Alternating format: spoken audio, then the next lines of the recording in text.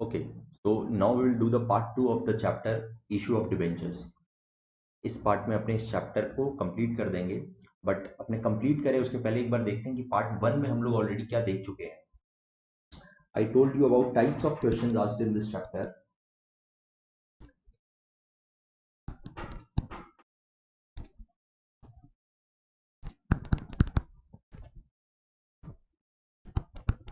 I told you कि इसमें 6 type के क्वेश्चंस आते हैं.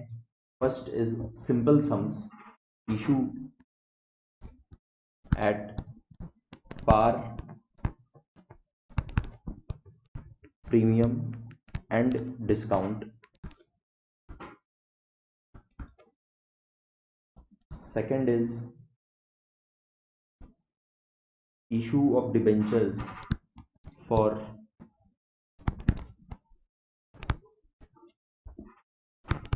consideration other than cash.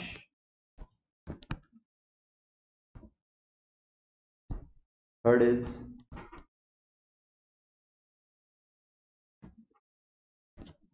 issue of debentures according to the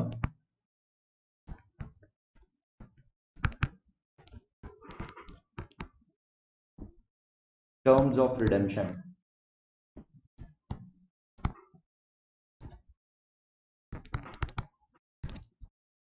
Fourth is issue of debentures as collateral security.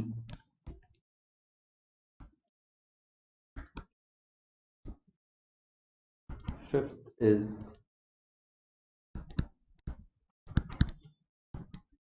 interest on debentures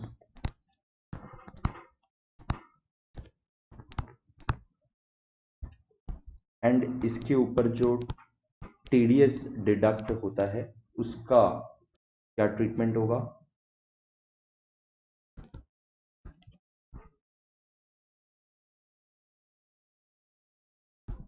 short में लिख सकते हैं TDS. And the last is writing off discount और loss on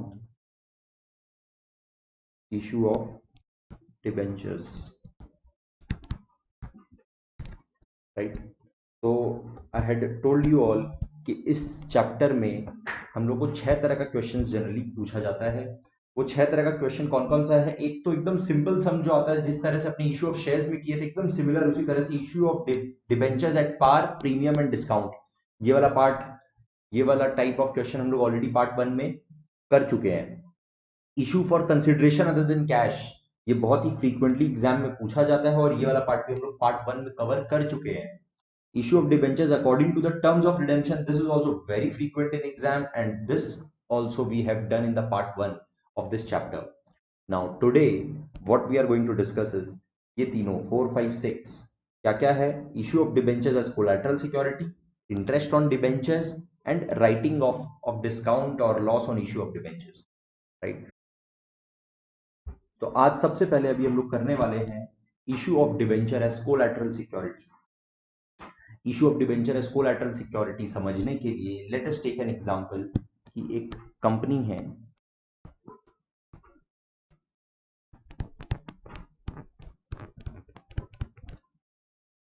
company को क्या करना है, bank से लोन लेना है.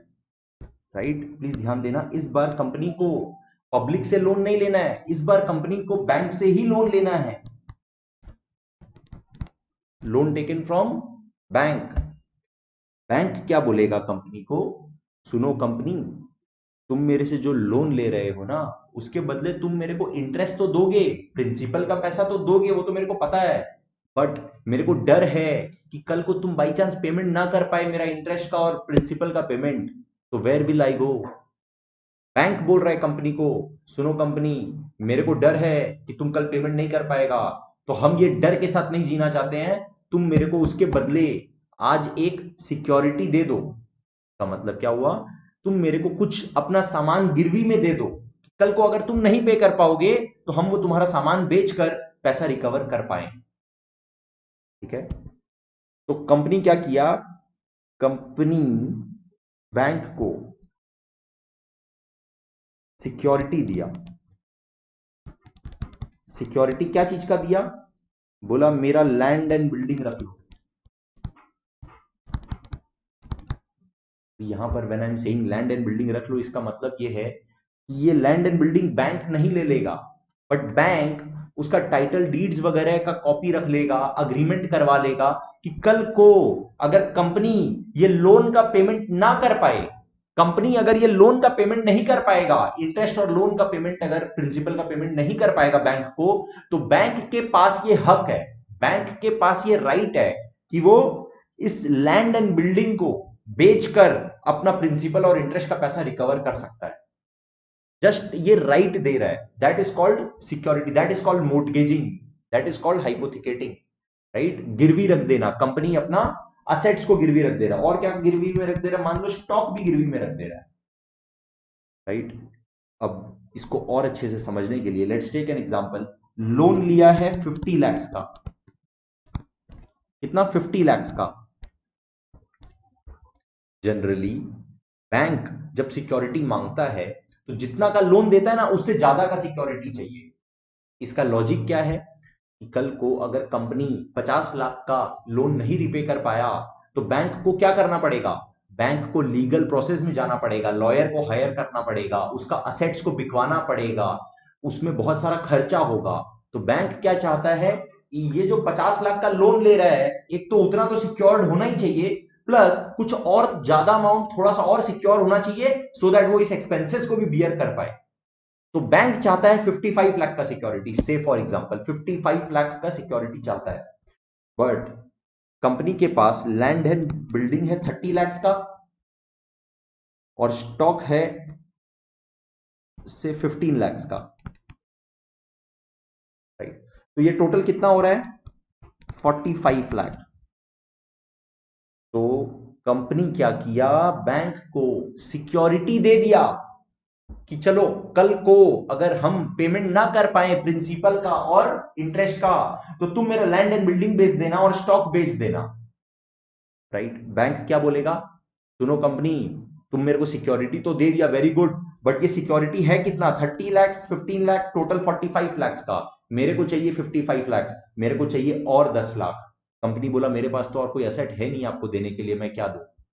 तो फिर बैंक आइडिया दिया कंपनी को, बोला तुम मेरे को एक और सिक्योरिटी दे दो। इस सिक्योरिटी को अपने बोलेंगे प्राइमरी सिक्योरिटी, इस सिक्योरिटी को तो नाम दे देंगे प्राइमरी सिक्योरिटी, और तुम मेरे को एक एडिशनल सिक्योरिटी दे दो जिसको नाम दे देंगे कोलैटरल सिक्योरिटी। एक और साथ में एडिशनल सिक्योरिटी जो दिया जाता है उसको बोलते हैं कोलैटरल सिक्योरिटी। और जब एज अ कोलैटरल सिक्योरिटी कोई और असेट ना देके कोई डिबेंचर इशू कर दिया जाए, तो that is called issue of debenture for as a collateral security, issue of debenture as collateral security. क्या हुआ, एक और सेकेंडरी सिक्योरिटी, इसी को बोलते हैं और कोलैटरल सिक्योरिटी। इसके नाम पर क्या दे रहा है, debentures rupees 10 lakh.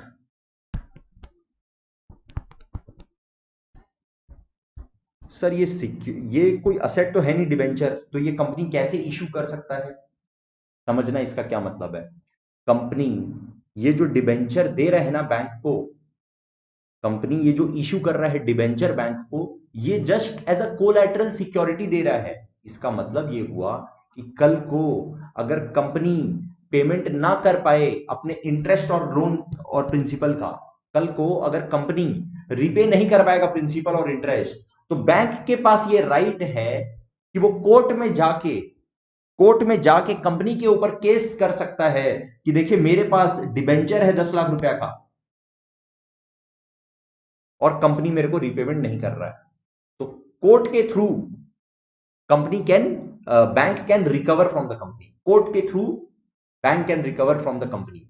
That is called issue of debenture as collateral security.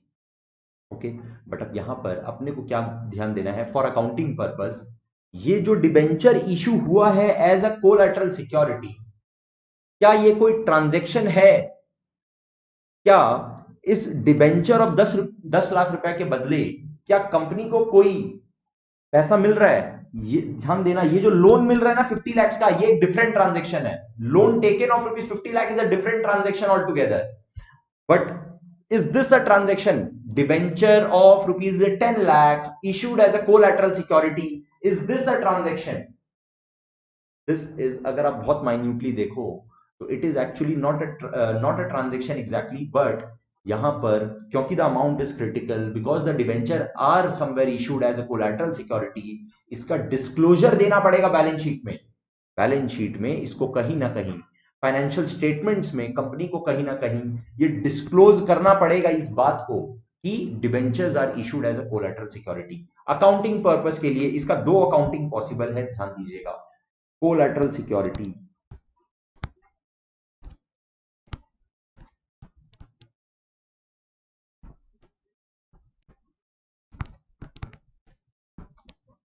का अकाउंट्स में दो ट्रीटमेंट पॉसिबल है. एक नो एंट्री और दूसरा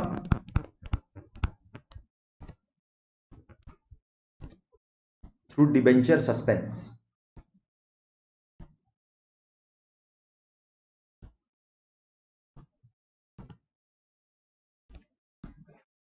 ओके, देखो दोनों में ही अपने को ट्रांजैक्शन समझना है कि क्या होता है. First thing is company takes loan, company loan लेता है तो एंट्री क्या होता है, ये दोनों में सेम होगा.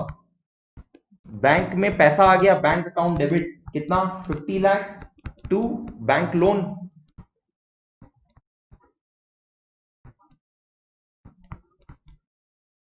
ये सेम एंट्री इस मेथड में भी होगा. ठीक है.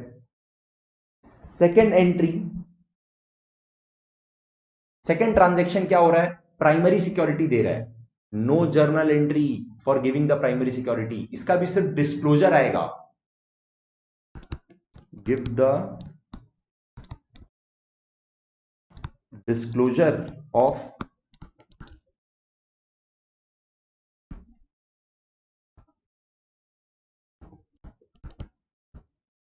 प्राइमरी सिक्योरिटी,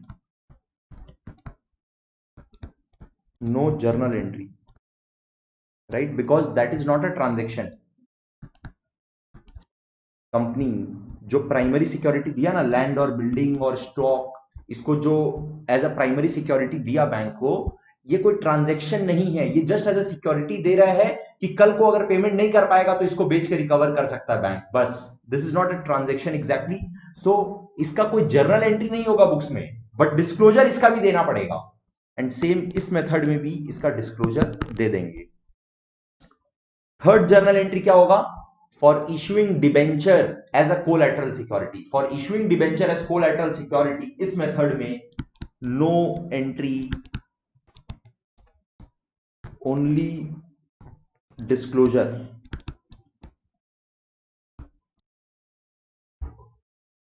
और इस मेथड में यहां पर एक एंट्री पास करेंगे through debenture suspense.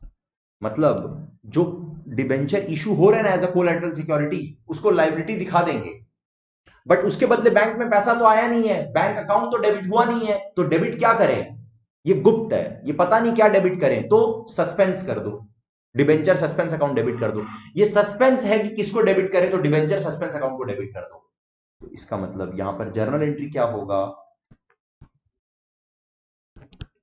Debenture suspense account debit.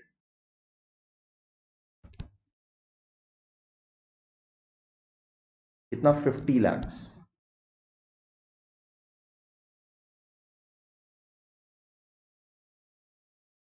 To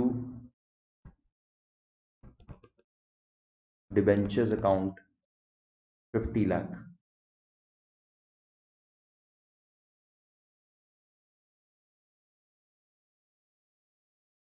right? So this was one of the easiest part of this chapter, issue of debenture as collateral security, जिसमें हम लोग को कुछ नहीं करना है। एक मेथड है जिसमें कोई एंट्री पास नहीं करना है, दूसरे वाले मेथड में हम लोग को debenture suspense account debit to debenture account entry pass कर देना है। ये हम लोग को कहाँ पे शो करना पड़ेगा? फाइनेंशियल स्टेटमेंट्स में, लाइबिलिटी साइड में, नॉन करेंट लाइबिलिटी में। नॉन करेंट लाइबिलिटी में अगर और कोई डिबेंचर इशू हुआ हुआ रहेगा तो उस डिबेंचर के साथ में ये 50 लाख को भी ऐड कर देंगे और फिर वहीं पर लेस करके दिखा देंगे, लेस डिबेंचर सस्पेंस 50 लाख। तो नेट इफेक्ट कुछ भी नहीं पड़ेगा, net effect will be zero only, but disclosure करने का एक तरीका हो गया कि हम लोग डिस्क्लोज कर दिए, देखो 50 लाख का debentures are issued as collateral security. Okay, so this method was very easy. Now we will move on to the next type of question, that is interest on debenture, and उसके ऊपर जो TDS कटता है, ध्यान दीजिएगा सब कोई। Interest on debentures,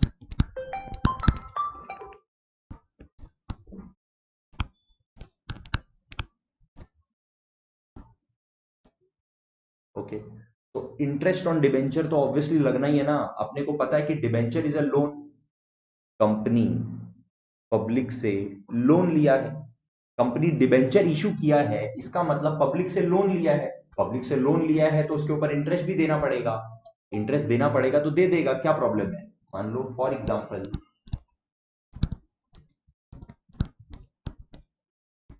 debentures का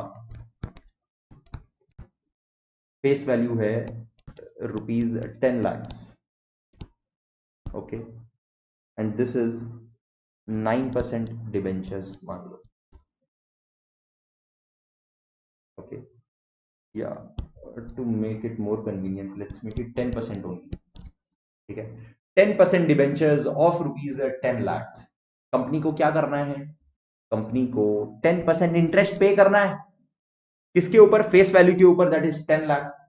तो say at the end of the year on 31st March, interest for 1 year is equal to ₹10 lakhs का 10/100, कितना हुआ debenture interest? Total debenture interest on debenture is ₹1 lakh for the year, 1 lakh rupees for 1 year, okay. तो अब company क्या करेगा? ये debenture पे करने जाएगा, बट यहां पर एक कैच है, बहुत ध्यान से समझिएगा क्या बात है। अगेन फोटो बनाते हैं कंपनी का, यहां पर है कंपनी, ओके, यहां पर कौन है? पब्लिक,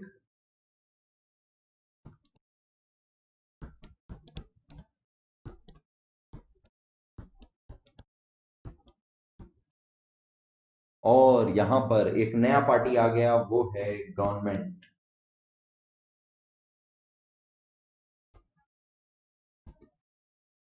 सॉरी, गवर्नमेंट को सबसे ऊपर बिठाते हैं, गवर्नमेंट नीचे नहीं रहेगा, ओके, यहां है गवर्नमेंट। अब देखिए, देखिए सब अपने अपने लेवल पर है, सबसे ऊपर कौन बैठा है? गवर्नमेंट, फिर है कंपनी, फिर है आम जनता, पब्लिक, ओके। कंपनी क्या किया? पब्लिक से लोन लिया, मतलब डिबेंचर इशू किया, और कंपनी को अब क्या करना है? इंटरेस्ट का पेमेंट करना है, इंटरेस्ट का पेमेंट करना है। इंटरेस्ट कितना पेमेंट करना है अपने कैलकुलेट कर चुके हैं, 1 लाख।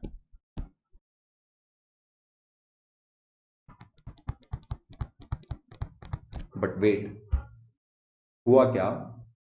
कंपनी जैसे ही पे करने गया 1 लाख रुपया का इंटरेस्ट पब्लिक को, गवर्नमेंट बोला रुको कंपनी, गवर्नमेंट बोला, किसको बोला? गवर्नमेंट कंपनी को बोला, बोला सुनो कंपनी, ये जो तुम 1 लाख रुपया 1 लाख रुपीज पब्लिक को बांट रहे हैं ना एज इंटरेस्ट, ये पब्लिक लोग का, इंडिविजुअल लोग का, एक एक इंसान का वो इनकम है।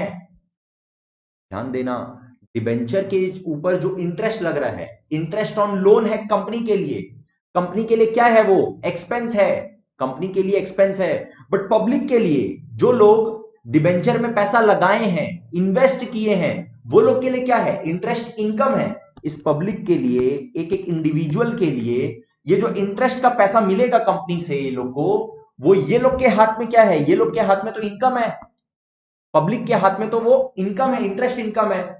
उस इंटरेस्ट इनकम के ऊपर इनकम टैक्स लगता है, उस इनकम के ऊपर इनकम टैक्स लगता है ये लोग के ऊपर, राइट। तो गवर्नमेंट बोल रहा है कंपनी को, पब्लिक को नहीं बोल रहा है, कंपनी को बोल रहा है, सुनो कंपनी, ये जो तुम इंटरेस्ट का पेमेंट कर रहा है ना पब्लिक को, ये पब्लिक के हाथ में इनकम है, जिस इनकम के ऊपर ये लोग को टैक्स देना पड़ता है। बट मेरे को डाउट है कि ये लोग सबको मेरे को टैक्स देगा। ये जो एक एक इंडिविजुअल है ना, हम ये लोग को ट्रैक नहीं कर सकते हैं। गवर्नमेंट बोल रहा है कंपनी को कि I cannot track each and every individual, but I can track company, right. Because company को बहुत सारा रूल्स एंड रेगुलेशंस फॉलो करना पड़ता है, कंपनीज एक्ट 2013 के हिसाब से चलना पड़ता है। तो गवर्नमेंट बोल रहा है कंपनी को, सुनो कंपनी, तुम तो कहीं भाग नहीं सकेगा, मेरे को पता है, क्योंकि I am keeping a watch on you always. But ये पब्लिक कब भाग जाएगा, कौन कहां चला जाएगा, I don't track, I cannot track. इसलिए तुम जब ये लोग को इंटरेस्ट का पेमेंट करेगा ना, कुछ पैसा काट के रख लो, कुछ पैसा तुम ये लोग को मत दो, ये लोग का पैसा है पर ये लोग को मत दो, तुम क्या करो, मेरे को दे दो उसके बदले। कंपनी बोला ऐसे कैसे, लोन तो हम लिया है पब्लिक से और कुछ पैसा आपको दे दे। बोला हाँ कोई प्रॉब्लम नहीं है, गवर्नमेंट बोला कोई प्रॉब्लम नहीं है, तुम वो लोग को बोल दो कि ये वाला पैसा जो तुम्हारा काट के रखे हैं वो गवर्नमेंट को पे कर दिए। तो वो लोग कुछ नहीं बोल सकेगा, क्योंकि गवर्नमेंट इज सेइंग, जो गवर्नमेंट बोल देगा वो करना पड़ेगा, गवर्नमेंट इज गॉड, देखो एकदम सबसे ऊपर बैठा हुआ है, जो बोल दिया करना पड़ेगा, राइट। तो अब गवर्नमेंट क्या बोल रहा है कंपनी को, मान लो एग्जाम्पल के लिए बोल रहे हैं कि जितना इंटरेस्ट पे करोगे पब्लिक को, उस इंटरेस्ट का 10%, से फॉर एग्जाम्पल उस इंटरेस्ट का 10% काट के रख लो, वो डायरेक्टली मेरे को पे कर दो, और बाकी 90% पब्लिक को पे कर दो, राइट। ये जो कंपनी अब पैसा काट के रख लेगा और फिर गवर्नमेंट को पे कर देगा, इसी को बोलते हैं tax deducted at source, TDS, tax deducted at source. तो अब कंपनी का टोटल इंटरेस्ट का खर्चा कितना है, 1 लाख रुपीस। बट इस 1 लाख का 10% कंपनी पब्लिक को नहीं देके किसको देगा, गवर्नमेंट को देगा। ध्यान से देखो, ₹10,000 to government and ₹90,000 to public. 1 lakh रुपया कंपनी का खर्चा है, कंपनी 1 लाख ही पे करेगा। कंपनी को 10 लाख रुपया का टोटल डिबेंचर था, फेस वैल्यू था, उसके ऊपर 10% इंटरेस्ट देना था, टोटल 1 लाख रुपया इंटरेस्ट देना था। बट उस 1 लाख इंटरेस्ट के ऊपर कंपनी के लिए खर्चा टोटल 1 लाख ही है, और कंपनी पेमेंट भी 1 लाख ही करेगा। बट गवर्नमेंट के इंस्ट्रक्शन की वजह से ये पूरा का पूरा 1 लाख पब्लिक को पे नहीं कर देगा, इस 1 लाख का 1 लाख का 10% दैट इज 10,000 काट के रख लेगा, और पब्लिक को 90,000 ही पे करेगा, सिर्फ 90,000 ही पे करेगा।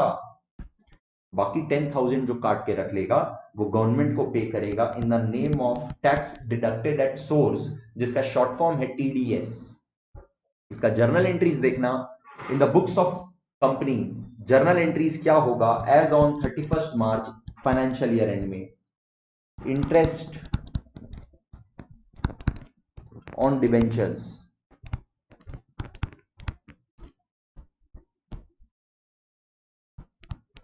अकाउंट डेबिट कितना, 1 लाख पूरा, to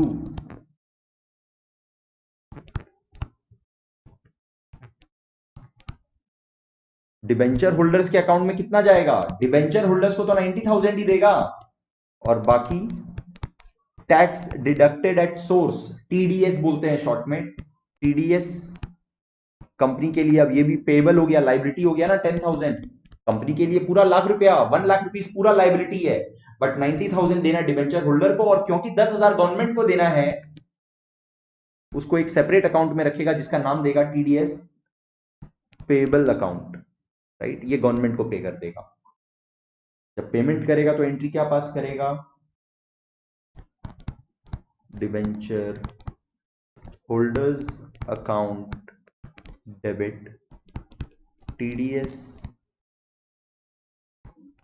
payable account debit to bank account 90,000 दे देगा डिबेंचर होल्डर्स को, 10,000 दे देगा गवर्नमेंट को, और कंपनी के लिए तो टोटल आउटफ्लो जो बैंक से निकला वो 1 लाख ही है। कंपनी के लिए it's not much of a difference. 1 lakh रुपया देना था, 1 लाख रुपया खर्चा था, 1 लाख रुपया देना था, उतना ही दिया। बस थोड़ा सा काम बढ़ गया कि पूरा का पूरा 1 लाख रुपया पब्लिक के हाथ में नहीं देके उसमें से कुछ एक सर्टेन परसेंटेज, इस क्वेश्चन में अपने एग्जांपल लिए हैं 10%, 1 लाख का 10% काट के रख लिया और गवर्नमेंट को पे कर दिया, बाकी पब्लिक को पे कर दिया, दैट्स इट। बस इसमें आपको इतना ही समझने का था। एंड अपने आज के क्लास का last topic, that is writing off discount और loss on issue of debenture, ये अपने करेंगे लास्ट टॉपिक। इसका मतलब समझिएगा क्या होता है। जब कंपनी डिबेंचर्स इशू करता है फॉर डिस्काउंट, डिस्काउंट में इशू करता है, 100 रुपीज का फेस वैल्यू है, 90 रुपीज में इशू कर रहा है, या फिर प्रीमियम पे रिडेम्पशन करने वाला है, 100 rupees face value of debenture है, premium on redemption of debenture is ₹10, तो रिडेम्पशन के टाइम पे देना कितना पड़ेगा, 100 के बदले 110। तो क्या तो इशू कर रहा है डिस्काउंट में या फिर रिडीम करेगा प्रीमियम में, या फिर दोनों एक साथ है, इशू तो किया है डिस्काउंट में और रिडीम करेगा प्रीमियम में। ये तीनों ही केस में कंपनी का क्या होता है, loss on issue of debenture, इसी को बोलते हैं loss on issue of debenture. ये अपने ऑलरेडी कवर कर चुके हैं, issue of debenture according to the terms of redemption, उसमें अपने ऑलरेडी इसका जर्नल एंट्रीज वगैरह देख चुके हैं। बट जो loss on issue of debenture होता है, उस लॉस को कंपनी को राइट ऑफ करना पड़ता है over a life of debenture, उस लॉस को प्रॉफिट एंड लॉस अकाउंट में चार्ज करना पड़ता है over the life of the debentures, right. एक एग्जांपल के साथ देखते हैं। मान लो company issued debentures of face value ₹15 lakhs, say for example 15 lakhs, terms of redemption is, या फिर रिडेम्पशन स्केड्यूल अपने को दिया हुआ है,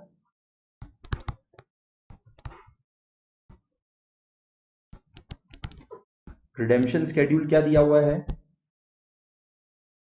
मान लो at the end of year 1, year 2, year 3, year 4, year 5, at the end of year 1 company कुछ रिडीम कर देगा, राइट। मान लो 5 lakh, 5 lakh, out of 15 lakh 5 lakh redeem कर देगा। But during the year outstanding debenture कितना था, outstanding debentures during the year कितना रहा। फर्स्ट ईयर में जब 15 लाख का डिबेंचर इशू किया कंपनी, और ईयर के एंड में जाके उसमें से 5 लाख रिडीम कर दिया, but during the year outstanding debenture कितना था, पूरा 15 लाख वाज आउटस्टैंडिंग, ठीक है। ईयर एंड में जाके 5 लाख का डिबेंचर्स रिडीम कर दिया। सेकेंड ईयर में, during the second year, what was the outstanding debentures, 10 lakh. मान लो at the end of second year company फिर से रिडीम कर दिया 4 लाख का डिबेंचर्स, 4 लाख का डिबेंचर्स फिर से रिडीम कर दिया। तो अब थर्ड ईयर में, during the third year, what was the outstanding debentures during the year, during the year इस 10 लाख में से 4 लाख और रिडीम कर दिया था, तो बचा कितना, 6 लाख। मान लो फिर और 3 लाख रिडीम कर दिया था, तो ईयर 4 में आउटस्टैंडिंग वॉज 3 लाख, एंड इसमें से और 2 लाख अगर रिडीम कर दिया था तो आउटस्टैंडिंग डिबेंचर वॉज 1 लाख, ठीक है। इसको समझने के लिए एक बार फिर से हम आपको बता रहे हैं, ध्यान देना कि कंपनी टोटल डिबेंचर इशू किया था 15 लाख का। इस 15 लाख में से फर्स्ट ईयर में पूरा 15 लाख यूज किया, 5 लाख रिडीम कर दिया, तो बचा कितना, 10 lakh for second year. Second year के एंड में जाके 4 लाख और रिडीम कर दिया, तो थर्ड ईयर में बचा कितना, 6 लाख। थर्ड ईयर के एंड में जाके और 3 लाख रिडीम कर दिया, तो बचा कितना, 3 लाख। 3 लाख में से फोर्थ ईयर एंड में जाके और 2 लाख का रिडीम कर दिया, तो ईयर 5 में बचा कितना, 1 लाख। और 5th ईयर एंड में, eight the end of 5th year, ये 1 लाख जो बचा था वो भी रिडीम कर दिया। तो ईयर 6 में तो कुछ नहीं बचा ना, क्योंकि 1 लाख जो बचा हुआ था वो भी ईयर 5 में, eight the end of year 5 redeem हो गया, राइट। इसीलिए ईयर 6 को इग्नोर कर दिए, राइट। इसको अपने ये भी बोल सकते हैं कि life of the debenture was 5 years. Redemption कैसे कैसे हुआ, रिडेम्पशन अमाउंट, अगर अगर रिडेम्पशन अमाउंट मेरे को लिखना पड़े, रिडेम्पशन का अमाउंट कितना कितना है, फर्स्ट ईयर एंड में आई टोल्ड यू कि 5 लाख रिडीम हुआ, 5 लाख रिडीम हुआ तभी तो 10 लाख बचा, फिर 4 लाख रिडीम हुआ, फिर 3,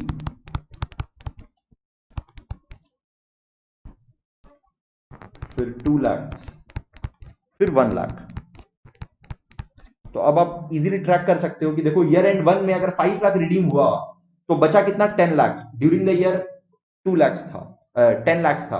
फिर eight the end of second year कितना रिडीम कर दिया, 4 लाख, तो बचा कितना, 6 लाख। फिर 6 लाख में से भी और 3 lakh, eight the end of year 3 और 3 लाख को रिडीम कर दिया, तो बचा कितना, 6 माइनस 3, 3 लाख बचा। Eight the end of year 4 और 2 लाख रिडीम कर दिया, तो 3 माइनस 2 कितना बचा, 1 lakh. Eight the end of 5th year ये 1 लाख भी रिडीम कर दिया, तो अब कुछ नहीं बचा, राइट। आई होप ये आप लोग इजीली समझ पा रहे हो। तो अपने को ये वाला वर्किंग करते समय ना, ये सेकंड कॉलम का जरूरत नहीं होता, ये सिर्फ आप लोग को समझाने के लिए अभी हम दिखाए थे कि देखो आउटस्टैंडिंग डिवेंचर कैसे कैलकुलेट करते हैं। Be careful, eight the end of कितना रिडीम हुआ है वो हम लोग को सिर्फ कैलकुलेट करने में काम आएगा कि next year during the year कितना आउटस्टैंडिंग था।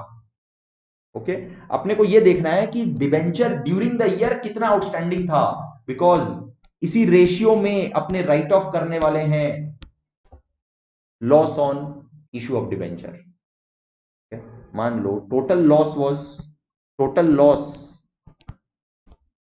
Loss on issue of debenture was rupees 1,50,000।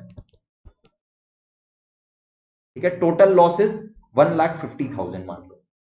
Okay, now इसको राइट ऑफ करने के लिए कंपनी को क्या करना पड़ेगा, रेशियो एलोकेट करना पड़ेगा कि किस रेशियो में राइट ऑफ करें, किस रेशियो में राइट ऑफ करें। रेशियो निकालेंगे according to the outstanding debenture. जिस साल में जितना आउटस्टैंडिंग डिवेंचर था उस साल को उतना ही रेशियो एलोकेट करेंगे, और फिर इस रेशियो में अपने इस 1,50,000 को राइट ऑफ कर देंगे। यहां पर we can say the ratio is, अगर हम लोग ये सब में से ईयर 1 2 3 4 5 जो आउटस्टैंडिंग डिवेंचर्स अपने लिखे हैं, ये अगर अपने सारा जीरो हटा दें तो अपने पास कितना बचेगा, 15 10 6 3 1 is it, and 35 if you can see 35। ठीक है, the total of the ratios is 35। Now amount to be written of each year,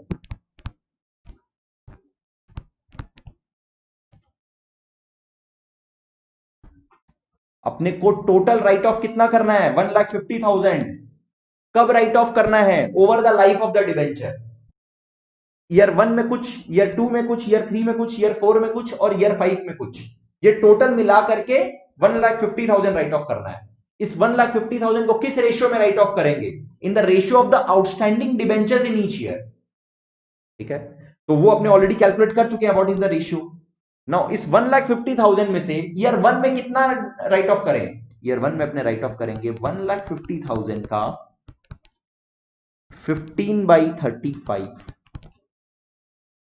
year 2 में अपने कितना राइट ऑफ करेंगे, 1,50,000 का 10/35। ईयर 3 में 1,50,000 का 6/35।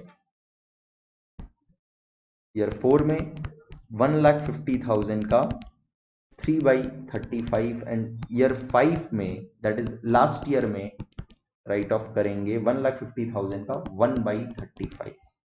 एंड इन दिस वे जब अपने इसका टोटल करेंगे कि टोटल कितना राइट ऑफ हुआ इक्वल टू करके, तो आप देखेंगे टोटल 1,50,000 अपने एलोकेट कर चुके हैं over the life of the debenture.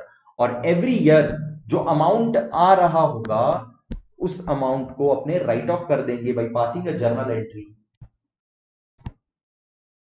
surplus in the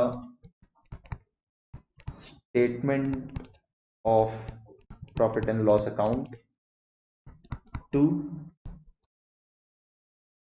loss on issue of debenture account, right. ये वाला सेम जर्नल एंट्री अपने eight the end of year 1 भी पास करेंगे, eight the end of year 2 भी पास करेंगे, ईयर 3 में, 4 में and eight the end of year 5 also.